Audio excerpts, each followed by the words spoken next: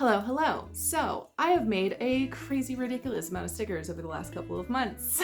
From brand new sticker packs, a couple of one-offs, and most recently, all of my mystery exclusive stickers. So I've gotten a lot of questions about my whole process, and I thought it would make the most sense for me to just make a video. Let's get into making a sticker. First things first, we need a drawing. So this is the drawing that I made for today's video, a little Creative Juices juice box, because it's weird and wonderful and I love it. So now that we have our drawing, we need to get rid of that background and create a border around the sticker. Now there's a couple of different ways that you can get a white background around your sticker. Today I'm going to go through 3 of those different methods, the first being in whatever drawing program it is that you're using. Today I'm using Procreate, but I've used a couple of different drawing programs that also have these functions. So it should work in other drawing programs too. To create the white border in a drawing program, you just need to toggle off the background, duplicate that image, select the bottom image, and then go to Gaussian blur, or I've heard some people call it Gaussian blur. I'm not sure which one it is. And then here I usually just go somewhere between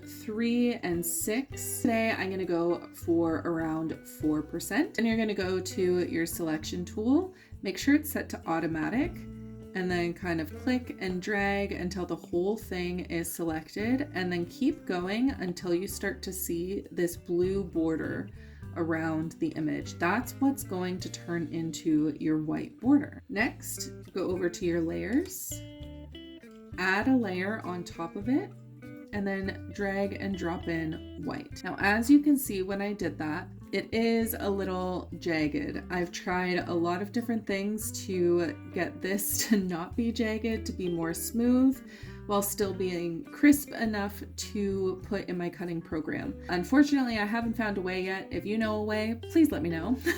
What I'll do now is I'll just go over all of these lines manually to smooth them out and fix anything else that I'm not super happy with. So I'm gonna go do that and I will be right back. A little tip actually is to go into your preferences and the pressure and smoothing and kind of bump everything up. I'd say not to bump it up too high, but definitely bump it up so that you've got more steady lines. Okay, so there we have it. We have a white background. So we're gonna save this off as a PNG.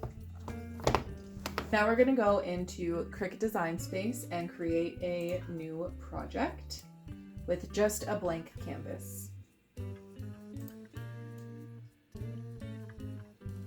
Preview the layer to make sure that I don't have any extra bits and bobs hanging out. You definitely don't want that. When you're happy with it, apply and continue. Select flat graphic, save it wherever it is that you want to, and upload. You can see that this one already has the white background like we just did in Procreate, but there's a couple of different ways that you can create this white background. One of those ways is to create a sticker. So you would just select Kiss Cut or Die Cut. We're doing Die Cut. However big you want the border to be. If you want that border to be black or white or some other different funky kind of color, like so, and then just hit apply. Another method is to use this tool Offset. I typically will do the same thing that I did with Gaussian blur and kind of go 0.5 or 0.6, hit apply, and then to change the color, you're gonna come over here to white or whatever color it is that you're wanting it to be. Now, after you've done that, you can see over here, we have these 2 different layers. We have the offset layer, which is not fully attached. So what you need to do is flatten these 2 layers together or merge them. So you select both of them and then you hit flatten. And there you go. Now it's good to go and ready to be cut. Now that we have the white background completely figured out, all we're gonna do is duplicate this image as many times as you want on this sheet.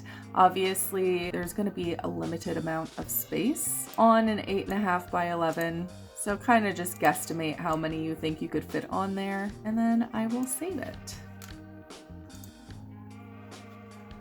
I almost always have to rearrange my mats which you can do by just selecting the sticker and moving it wherever it is you so choose. But if you're wanting to grab a sticker from the second page, you can just hit these 3 little dots and hit move object, click the other page, and there you go.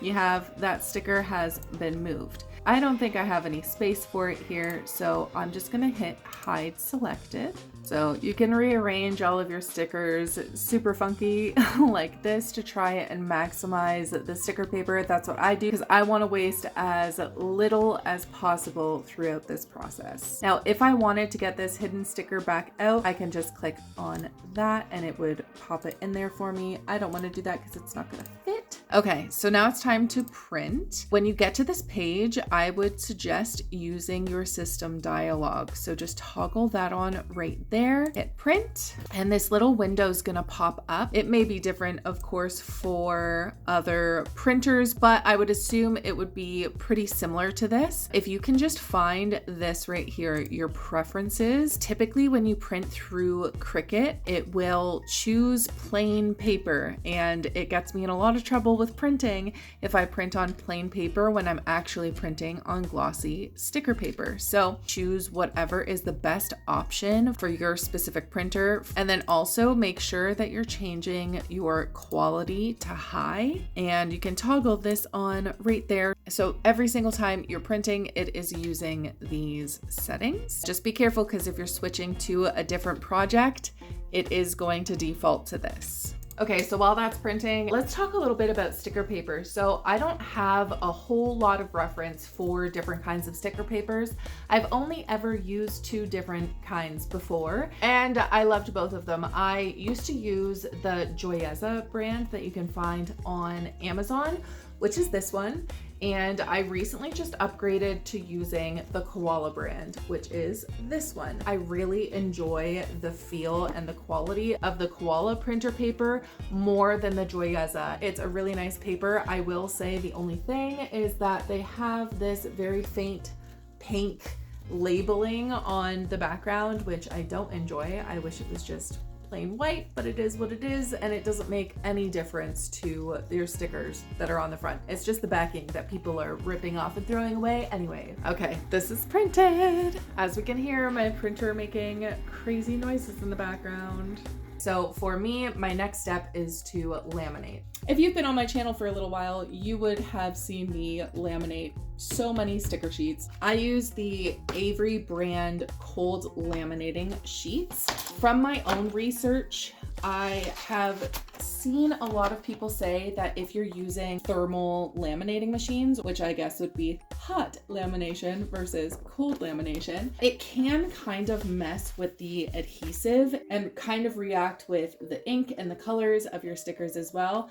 So because that's what I saw with all of my research, I did decide to go with cold laminating sheets. Now there is a little bit of a learning curve. So if you're laminating for the first time, for the first week, for the first however many stickers, just be patient with yourself. So it has a little pull tab that I just take off.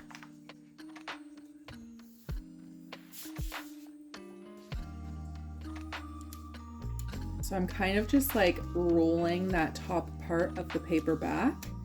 And then on this little lip here, I just kind of place my fingers to hold it still. And I slowly go out, but as you can see, I'm quite far away from the paper. I'll go really slowly all the way until the end, and eventually static just kind of catches the paper, and I'll release it. Then you need some kind of a squeegee tool. When you're first going over the sheet, I suggest going really gently. A big mistake that I made in the beginning was I would press so hard in that first pass, and I would get so many air bubbles, big ones. So just be really gentle with that first pass, and then that's when I get in there and I get a little bit more aggressive to make sure that it's really stuck on. If you do end up creating this giant air bubble that you're not really able to get anywhere, just take scissors, or I use an X-Acto knife, and poke a hole in it just so that it's flat enough to actually run through your Cricut. Everybody's gonna work a little bit different. have their own kind of little tips and tricks and their own techniques. But yeah, biggest tip with the laminating is practice. Practice, practice, practice, and practice some more. Okay, now we gotta get a mat.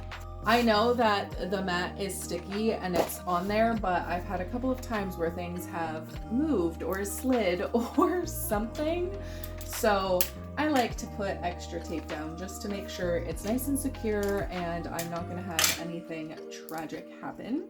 Now, thankfully, I don't seem to have any issue with my Cricut being able to read these black marks through the laminate, but some people do have that issue. So what I would suggest is getting some Scotch tape, the one that's kind of a little bit cloudy, and putting that over the markers if needed. For me, I don't need it, so that's a step that I don't have to do, thankfully. Okay, so I have my dial on my Cricut set to custom. I've tried a couple of different cut settings, and this one tends to be the best for me because I can choose absolutely any material because it's custom. I'm gonna share my screen with you to go over all of the different material settings that you can use to cut your stickers. Like I had already mentioned, if you're using the Create a Sticker program, you're not going to have full access to all of the different materials.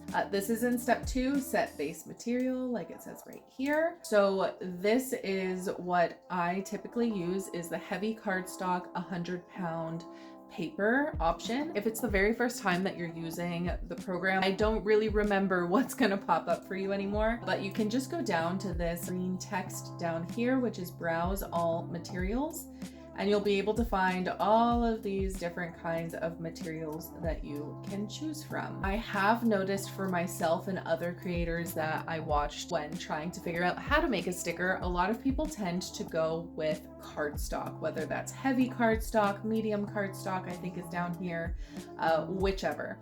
So as you can see in the bottom left-hand side here, there is material settings. So if you just clicked on heavy cardstock and you tried that and it wasn't cutting all the way through, you can go down to material settings, and here's where you're able to fine tune exactly what your machine is going to do. So I'm gonna go through this list and find where heavy cardstock is. So once I find what it is that I'm looking for, I'm gonna hit edit. And here's where I can make it cut the same line 2 times or 8 times, 9 times, however many times. Right now I do have it off. Now previously I was doing multiple cuts, but I think my pressure was something like 245. And I had a tip from one of my subscribers whom I'm so very grateful for. This is her handle right here. She also creates her own YouTube videos. Definitely go and check her out. She makes some really cool stuff actually. She let me know that if I just change the pressure setting, I'm not gonna have to do 2 passes or 2 cuts every single time I'm trying to cut stickers, which as you can imagine doubles the amount of time that it takes. So I just set the pressure all the way to the heaviest pressure I can, and this is also where I could change out what blade it is that I'm using, but I just use a fine point blade. Press save, and there we go. So now that we have that all done, we can select that as our option. I also, just to be extra sure that it cuts all the way through, select the more pressure option. Okay, now it's time to load the mat.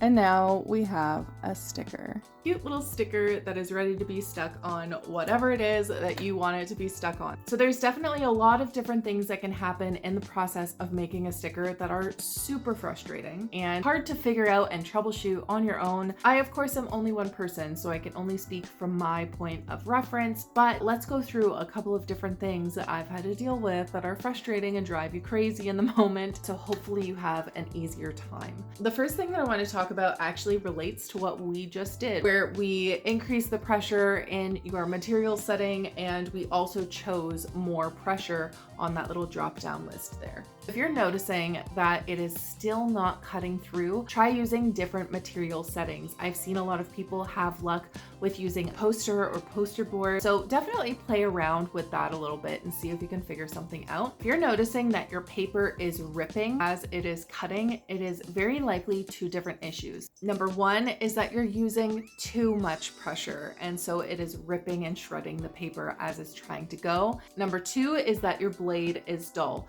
This can also be true if it's not cutting all the way through. Sometimes it's an easy fix of just needing to switch out your blade so that it's sharp enough to cut through the paper. So another thing is that your border is not cutting evenly. It is much heavier on one side than it is the other. This all just comes down to the calibration of your machine. With calibration in mind, there's so much that you can find online about calibrating a Cricut machine. In my own experience, I started out making my stickers 100% from my phone. So I was able to print out the Cricut calibration sheets and run that through my machine, but I was still continuously having the same issue. I'm not sure why this is. I'm not sure if this is a bug and if that bug has been fixed or not. If you're doing everything on like a mobile app and it's not really solving the problem, I wasn't able to solve the problem until I did it through a computer.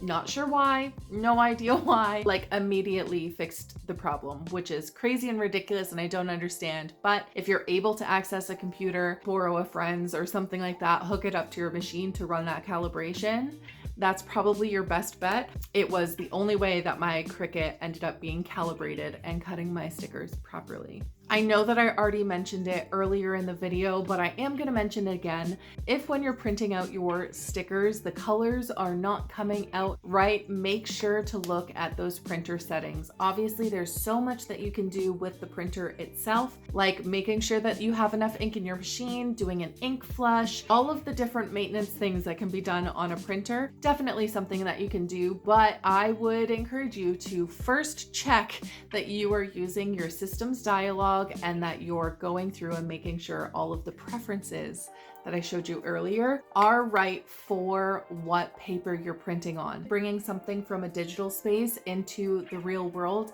all of our screens, our phones, tablets, laptops, computers, all of them are backlit. So if your colors are not coming out as vibrant as they are in your digital artwork, everything on a screen is going to look a lot brighter and a lot more vibrant than it will when it's being printed. Everything on a screen is in RGB, printing is in CMYK. I have only touched the surface of all of that. It's a lot to get into. I don't really know anything about it yet. So that could also be another issue when it comes to printing. I think that's pretty much everything that has to do with making a sticker. If you have absolutely any questions about the sticker making process, feel free to leave it down in the comments. I obviously don't know everything, but I will do my absolute very best to help in any way that I can. I want to thank you guys so much for watching and hanging out with me as per usual. If you found this video helpful, I would really appreciate it if you could like, comment, subscribe, all of the things to help out my channel. I hope you have a kick-ass week until I see you next time. All right, I love you. Goodbye.